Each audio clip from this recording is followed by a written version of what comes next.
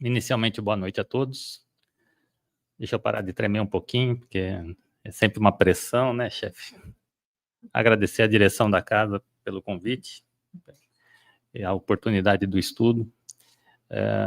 Bem-vindos à nossa casa, a Luz Divina. Bem-vindos a essa noite do 39º Simpósio Espírita, cujo tema central, nossa vida no mundo espiritual. E particularmente o tema de hoje, que me foi incumbido, é o grande despertar. O que nos espera após o túmulo? E aí já nós trememos um pouquinho na base, né? O que nos espera após a vida? Mais vida, né? E tem uma frase muito interessante, né? Que a morte é a única convidada certa da nossa vida, da festa da vida. Mas quando ela chega, quase a totalidade dos convidados sentem-se incomodados. Mas é a única convidada certa da vida material. Então, a questão sobre o destino do ser, da alma, após a morte, atravessa a história da humanidade. Se nós formos pesquisar, desde os tempos mais primitivos, os próprios, por assim dizer, homens das cavernas, às vezes colocavam simbologias, né, na sua, então, propriedade, aquela choupana ou aquela caverna, enfim, né, porque já consideravam espíritos, né, os protetores dos antepassados. E não havia uma cultura para isso. Isso é inerente do ser humano, porque ele se reconhece realmente um ser eterno. Alguma coisa há dentro de nós que nos fala da vida eterna, que voltaremos, que convivemos com uma espiritualidade. Mas a gente precisa elaborar esse pensamento. E aí a gente enfrenta diversos dogmas, diversos padrões de educação, né? E isso é uma das mais profundas inquietações existenciais, presentes nas mais diversas culturas e sistemas filosóficos religiosos, né? Essa indagação revela não apenas o temor do desconhecido, mas também a intuição profunda da continuidade da vida. No entanto, ao longo da história, interpretações divergentes, ora materialistas, ora dogmáticas, contribuíram só para obscurecer a compreensão deste fenômeno, intensificando em nós, pelas nossas formações, pela nossa ignorância, né, não domínio de um conhecimento, a nossa insegurança diante do fenômeno chamado morte, o que conhecemos como morte do corpo físico.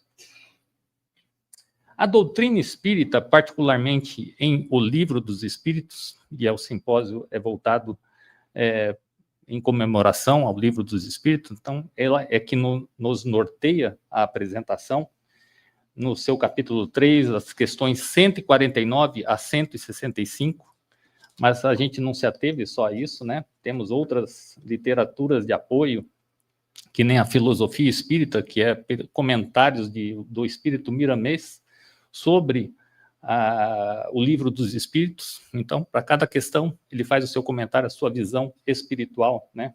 É muito significativo. Temos outras literaturas de apoio da própria compilação kardeciana, né? O Céu e o Inferno, a Gênese, que traz tópicos específicos, né? O Céu e o Inferno sobre o passamento, a obra mais fácil e introdutória, o que é o Espiritismo, que fala do homem após a morte, Temas da Vida e da Morte, por Divaldo Pereira Franco, pelo espírito de Manuel Filomeno de Miranda, O Problemas do Ser, do Destino e da Dor, de Leon Denis, Depois da Morte, de Leon Denis, artigos na revista Reformador, que nem março de 24, que fala da perturbação espiritual no momento da desencarnação.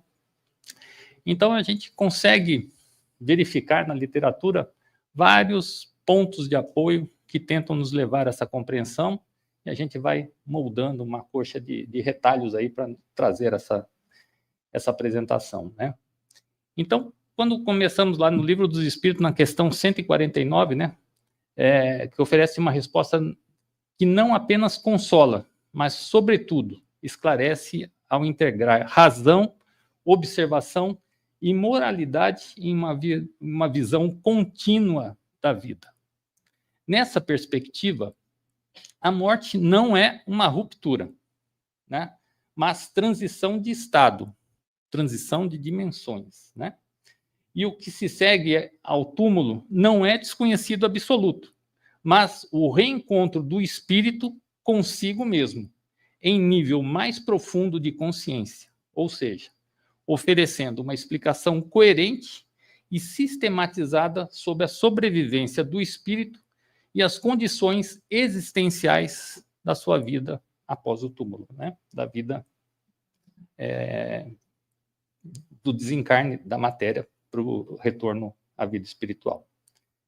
Sob a perspectiva espírita, a morte, portanto, não constitui o fim da vida, mas apenas a cessação das funções orgânicas do corpo físico. O espírito, princípio inteligente e imortal, sobrevive à destruição do envoltório carnal, do corpo material, né? Retornando ao mundo espiritual sua condição originária.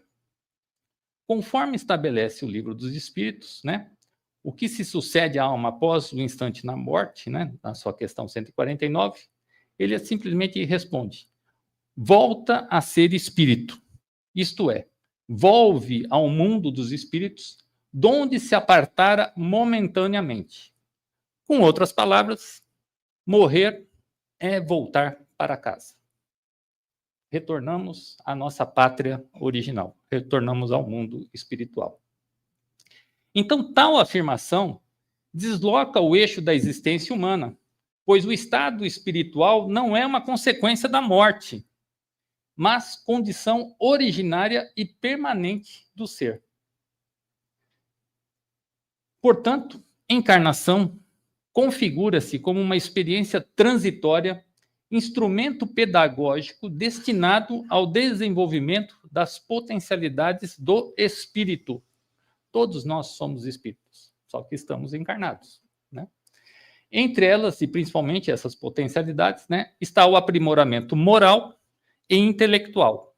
E aqui, quando falamos intelectual, não significa literalmente no sentido de conhecimento acadêmico, mas tudo que nós conseguimos introjectar de valores dentro da escola da vida, dentro do que ela nos favoreceu a despertar nossa consciência, a incutir conhecimento dos nossos interrelacionamentos, do que aquilo, que as dificuldades podem ter trazido de experiências enobrecedoras para nós, né?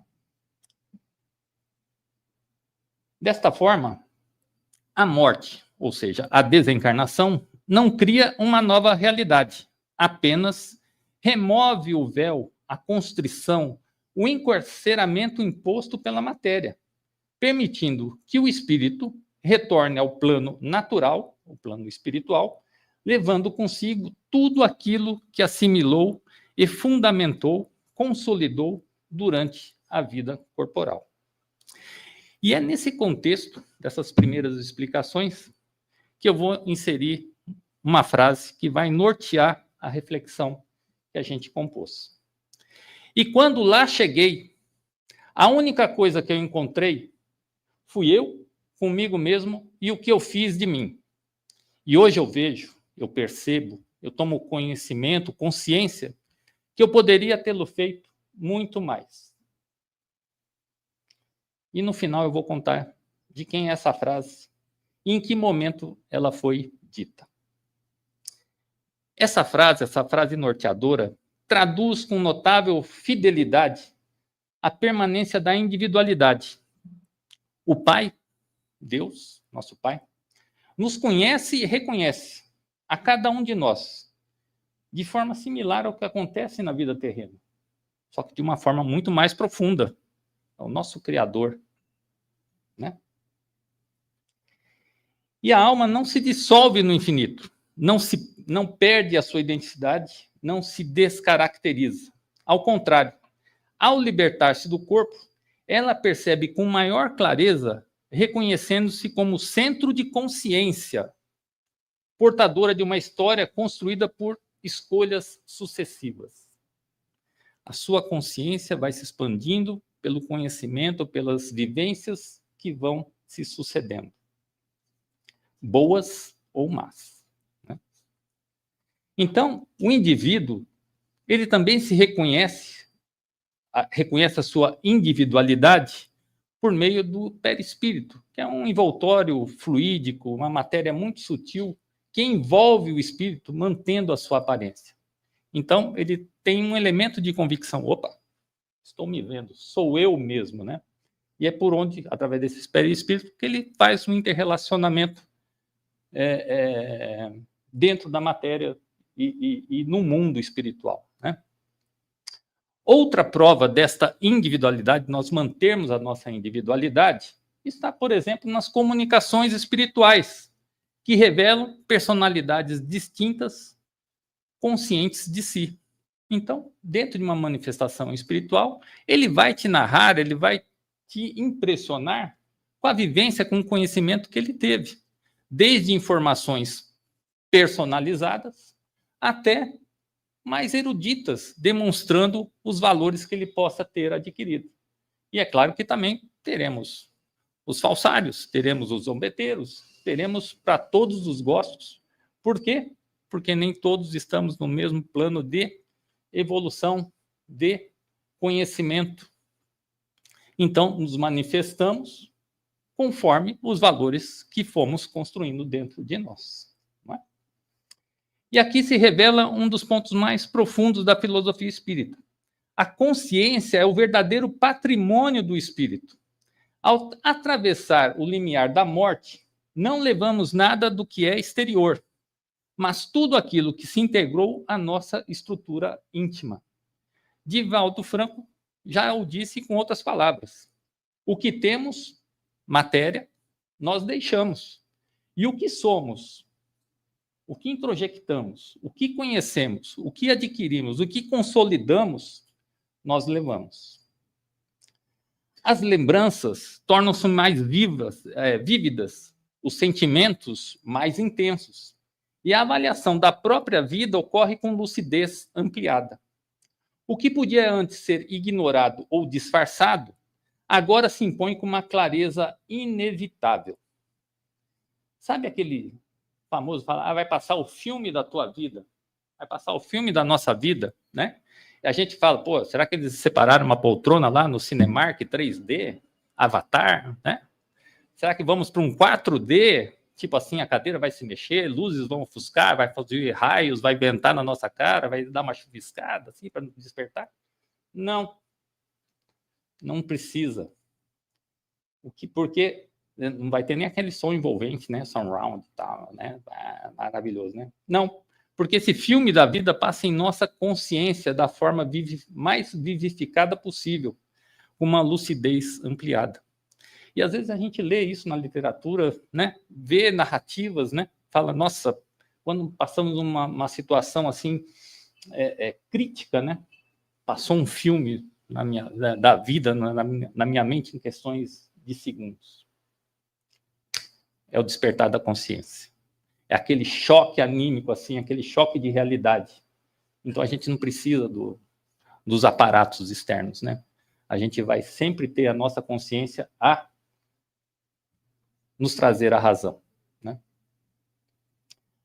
A mecânica dessa transição demonstra que a separação entre alma e corpo não é dolorosa. Pode até ter uma sensação de alívio, como o fim de um exílio ou de um constrangimento e limitações impostas pela matéria. Essa separação, ela é processual e variável, e não instantânea. Os laços fluídicos que vinculam o espírito ao organismo físico se desfazem gradualmente, e esse desligamento reflete o grau de apego à matéria. Quanto mais o espírito se identifica com a vida material, mais difícil tende a ser o seu desprendimento. A morte, nesse sentido, não é apenas um fenômeno biológico, mas um evento profundamente psicológico e moral. Conforme esclarece Kardec em A Gênese, esse desligamento ocorre molécula por molécula, o que explica a persistência de sensações físicas e psíquicas que impressionaram a alma após a cessação da vida orgânica. Impressionaram a sua mente. Ela tem ideações fixas. Podem ser prazerosas, e eu estou liberto, me tirando desses constrangimentos que a matéria me impôs, e pode ser penosa, favorecendo a maior apego e maior dificuldade da minha libertação. Mas sensações psíquicas, não dolorimento de transpor o óbito da matéria física para o mundo espiritual. Na continuidade desse processo, o espírito nem sempre adquire consciência imediata da sua nova condição. Muitos permanecem por algum tempo em estado de semiconsciência, ainda influenciados pelas impressões da vida física, como já foi citado. Ele se reconhece vivo, ele tem seu perispírito em que ele se identifica, ele acredita que ainda está na matéria, vivendo na matéria, né, encarnado, ele não tomou consciência, ele está confuso, obnubilado, enfim, né, semiconsciente da sua condição, e ele tenta conviver. E isso a gente vê em vários relatos na literatura, em várias sessões mediúnicas, né?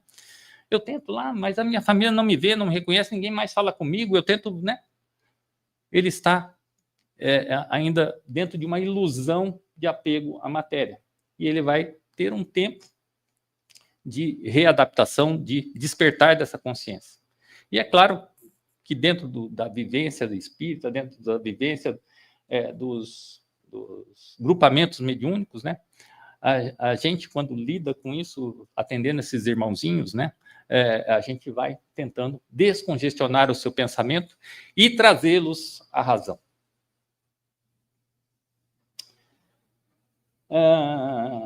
Então, ocorre uma fase que sucede à morte, né, após morte do corpo físico, denominada de estado de perturbação espiritual ou de turbação espiritual, caracterizado por confusão, desorientação ou mesmo negação da própria morte, da sua nova realidade, né?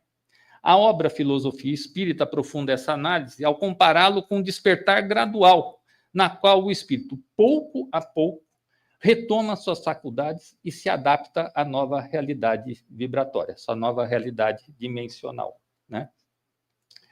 A perturbação espiritual pode ser comparada ao despertar de um sono profundo. Que vivemos isso aqui, né? Pô, acordamos, de repente, sobressaltados no meio da madrugada, onde estou, o que é isso aqui, né? Enfim, né? Demora um tempo para a gente entrar em sintonia, né? Por algum motivo, na qual o indivíduo inicialmente encontra-se aturdido, atônito, confuso, necessita de um tempo para readquirir sua plena consciência de si e de sua nova condição. Essa duração e intensidade variam conforme o grau de evolução moral do espírito e, sobretudo, seu nível de apego à matéria. Espíritos excessivamente vinculados aos prazeres sensoriais, às paixões e aos bens materiais tendem a experimentar maior dificuldade no desligamento, prolongando o estado de perturbação. Em contrapartida, aqueles que cultivaram valores espirituais desenvolvem o desapego e orientam sua existência segundo princípios elevados, vivenciando uma transição mais serena e mais rápida. Essa fase transitória evidencia um princípio fundamental. A morte, né, nossa desencarnação, não transforma instantaneamente o espírito. Não viramos santos, não somos condenados, nada. Apenas despertamos com o que carregamos, né? O que somos. Não há salto automático de consciência. Cada indivíduo permanece sendo aquilo que construiu dentro de si, carregando suas virtudes e limitações. O mundo espiritual não modifica o ser, apenas amplia a sua percepção. Nós vamos dar um exemplo, mas tem outros inúmeros exemplos, né? Um exemplo mais contemporâneo, mais próximo, assim. mas tem outros inúmeros exemplos que estão dentro da obra O Céu e o Inferno, né? Que vai encontrar lá narrativas de diversos irmãos, diversos espíritos que despertaram desde quase que rapidamente, questões de horas, né? Ou menos até, e outros tantos que ficaram vivendo as suas ilusões, os seus apegos por mais tempos, né? Então, por isso que o livro chama-se O Céu e o Inferno. Porque o céu e o inferno não é uma situação geográfica, é estados d'alma, é estado do espírito, é como ele está com a sua consciência, se está em paz ou se está em seus tormentos. E aí ele começa a reavaliar as suas opções, a sua vida, né? E é isso. Então, um exemplo que a gente vai dar, que é um personagem conhecido no meio espírita, é de José Herculano Pires, que foi um renomado jornalista, filósofo, né? Sua graduação era em filosofia, escritor, educador brasileiro, considerado o melhor metro que já mediu Kardec. Isso foi dito por Emmanuel, mentor de Chico Xavier, né? Porque reconhecia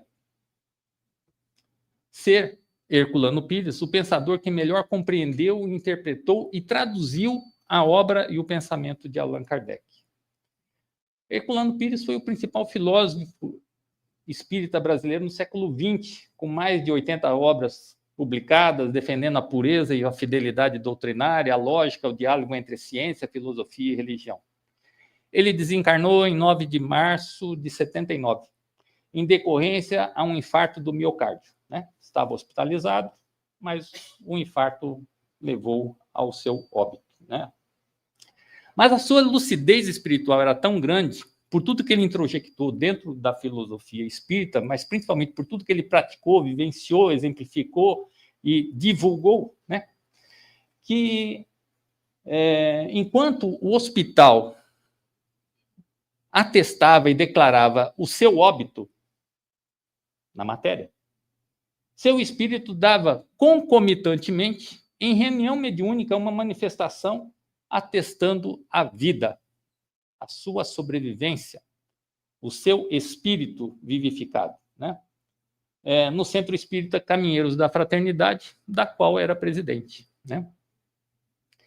Então, temos outros exemplos, como já comentei, dentro do Céu e Inferno.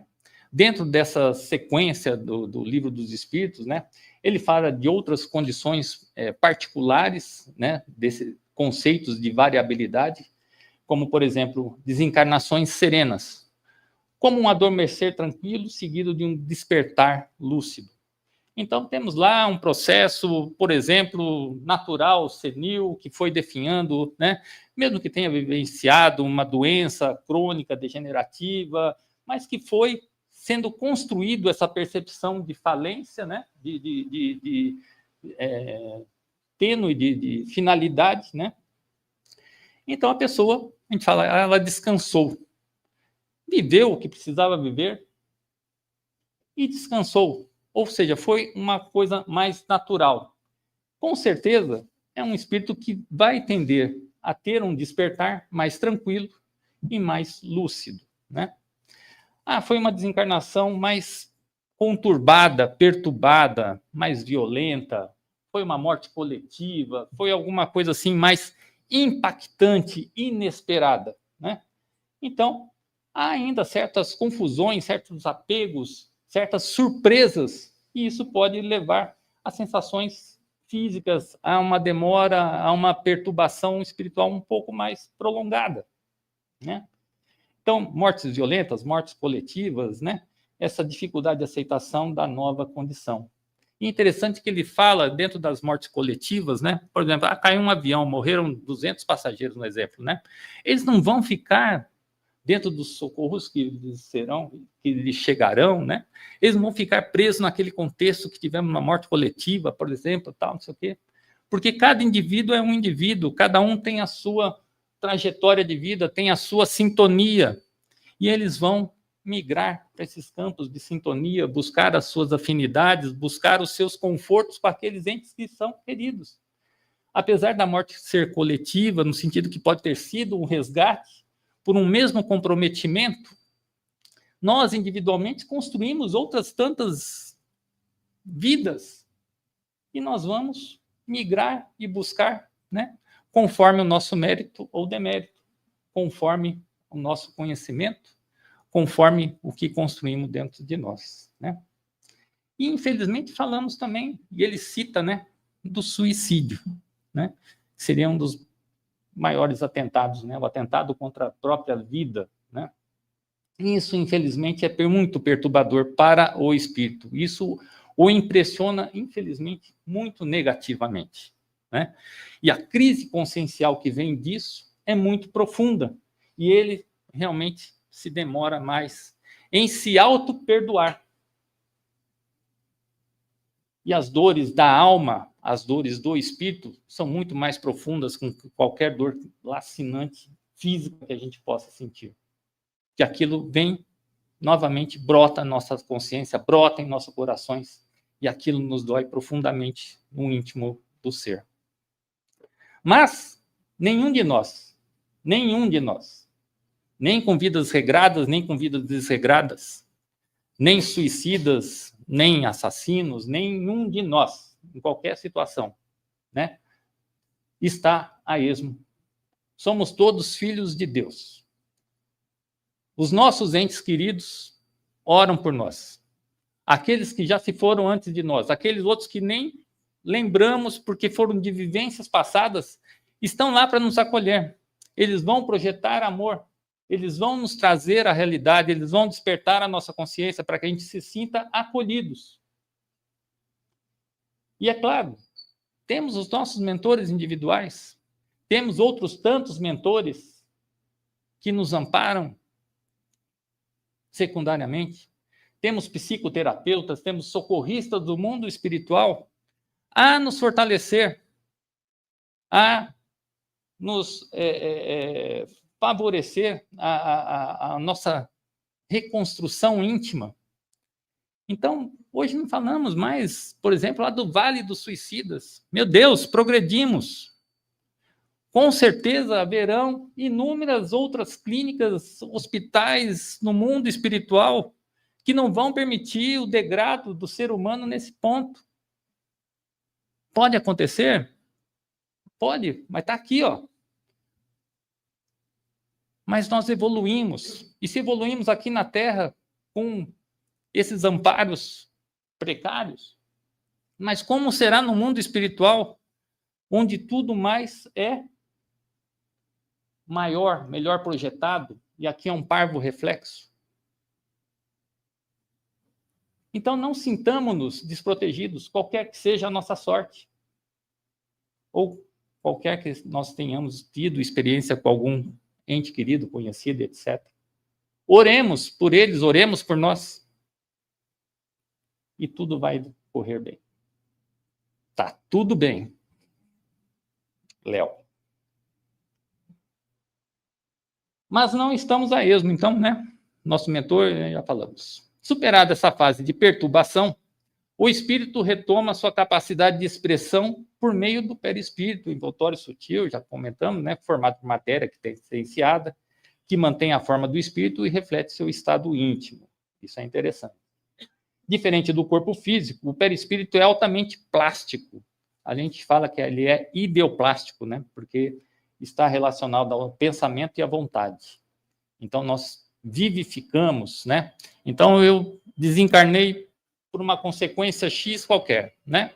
Acabei sendo aquele caquinho de pessoa, sofri lá com uma doença, ou foi natural, tal. Quando eu vou me manifestar, depois que eu estou vivificado, né? Que eu estou mais integrado, eu não preciso me apresentar naquela condição final de sofrência. Se nós vamos visitar um parente, vamos visitar, né, espiritualmente, quer dizer, né, vamos nos manifestar. Nossa, eu sonhei com meu pai, ele estava tão bem, não foi aquele sonho dele estar doente, acabado por um motivo X, Y, Z. Ele estava renovado. Sim, ele estava renovado, porque o espírito dele se renova. Então, ele não precisa se apresentar enfermo. Ele precisa se apresentar como você o reconhece na sua melhor instância. até para que você se sinta confortável, se sinta bem. São elementos de identificação diversos. Temos que ter essa confiança. Nós sairemos dessa vida melhores do que quando chegamos. Eu acredito nisso. Se a gente não pisar na bola, é claro, né? Podemos. Basta em vigilância. Mas, normalmente, nós sairemos melhor do que quando chegamos. Porque aqui estamos despertando a nossa consciência. E se a gente pisar na bola, quem muito foi dado, muito será cobrado. Se a gente pisar na bola, né? Você não soube, você não viu, você não lembra. Mas não vamos ser crucificados, né? Vamos lá, vamos voltar para a lição, volta lá, tal, etc. Né? Então, essa compreensão é ampliada ao mostrar que a vida espiritual é essencialmente também relacional, não diferente do que aqui encarnados, né? Perante os nossos interrelacionamentos humanos encarnados, né? O espírito não se encontra isolado, mas inserido em coletividades organizadas por afinidade. Ele vê, reconhece e interage com os outros espíritos, sendo atraído por aqueles com quem compartilha sentimentos e padrões vibratórios. A convivência espiritual, portanto, é regida pela lei de sintonia, evidenciando que em nossas companhias futuras são construídas desde já por meio de nossos pensamentos e inclinações. Semelhantes atraem semelhantes, afinidades atraem afinidades. Família Ludivina, espero vocês lá. Certo? Contem comigo, não vou assombrá-los. E assim, o problema é quando o espírita, né, é muito atinado assim, né, já chega lá, Jesus, cheguei. Onde está minha falange? O que eu vou comandar por aí? Não, baixa a bola, né? Orgulho e vaidade chegando lá em cima. Não. Menos, Gilberto, menos. É assim, né? Mas isso eu já falei com o Papai do Céu também, né? Quando eu chegar lá, eu quero ele na minha sala, mas tudo bem. Vamos discutir algumas coisas aí que estou entendendo, santidade. Mas, enfim, estaremos nos colocando na medida das nossas construções evolutivas. Nós estamos no nosso melhor padrão evolutivo no momento. Acreditem ou não. Né? Entendemos e buscamos nos melhorar. E nós vamos nos relacionar com as nossas afinidades.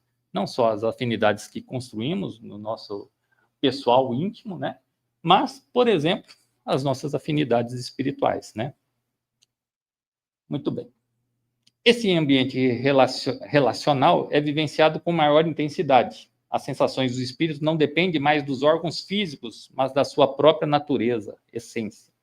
A percepção torna-se mais direta, mais profunda e mais abrangente.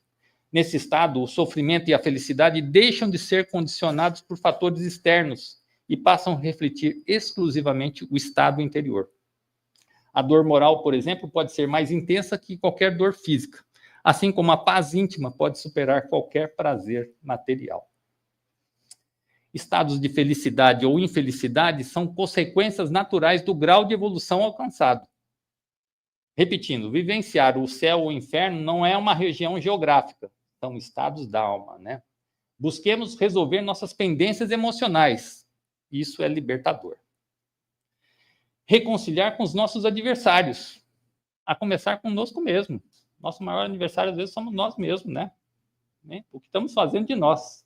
E com seus desafetos. Mesmo porque o seu desafeto não é seu inimigo. Não temos inimigos. Somos filhos do mesmo pai. Temos irmãos em divergência de opinião. Olha como muda a figura, né? Vamos respeitar as ignorâncias dele, enquanto a gente quer que respeite as nossas próprias ignorâncias, porque não somos os reis da verdade. Então, reconcilie com o teu adversário enquanto é tempo. Não vamos postergar isso para o futuro, não, porque pode ser doloroso. E isso tudo envolve autoconhecimento. Estuda a ti mesmo, né? Perdão e auto-perdão, né? Os espíritos mais adiantados, harmonizados com as leis divinas, experimentam paz, leveza e compreensão ampliada da vida. Já aqueles ainda presos às imperfeições enfrentam inquietações, conflitos e sofrimentos que decorrem da sua própria condição íntima. Não há punição externa, mas repercussão interna das próprias escolhas. Nesse ponto, a frase norteadora, né, revela sua dimensão mais profunda. O grande despertar não é um evento externo, nem um julgamento imposto por uma autoridade superior.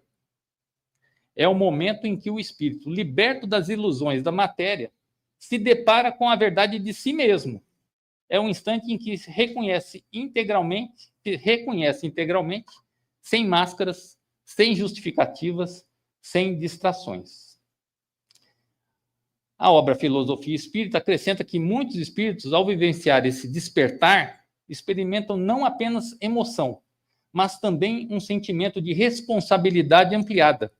Percebem que o tempo de encarnação foi uma oportunidade valiosa, por vezes subutilizada, e desenvolve o desejo de retornar, de reparar e de avançar. Surge, então, uma compreensão mais profunda da reencarnação como mecanismo de justiça e misericórdia, pois o Pai sempre desenvolve mecanismos de corrigenda em nossa trajetória. Dessa forma, o que nos espera após o túmulo não é desconhecido, mas a continuidade lógica daquilo que somos. A morte não altera a essência, apenas a revela. O espírito permanece com a sua individualidade, suas percepções ampliadas, suas relações e, sobretudo, com a sua consciência desperta. Conclui-se, portanto, que o verdadeiro preparo para esse momento não está em rituais externos ou crenças superficiais, mas na construção interior contínua. Cada pensamento cultivado, cada atitude adotada, cada escolha realizada contribui para a realidade que encontraremos além da morte física. Ou seja, o que encontraremos na vida após a vida, na vida espiritual após a vida material. O conhecimento do Espiritismo ajuda, pois prepara o espírito para o que virá. Mas os fatores principais são vida moral, prática do bem e consciência tranquila. A perturbação é menor quando o espírito já compreende a vida espiritual e viveu de forma ética. E diante dessa compreensão, a reflexão final se impõe inevitável a cada um de nós. Quando esse despertar ocorrer, porque invariavelmente ocorrerá, o que encontraremos? E a resposta está na frase norteadora.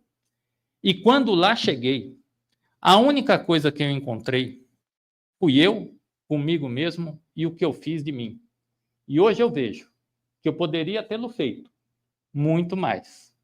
E isso foi dito pelo espírito de Chico Xavier na mediunidade de Carlos Bacelli. E se o Chico diz que poderia tê-lo feito muito mais, e nós? Grato pela atenção. Que Deus nos abençoe.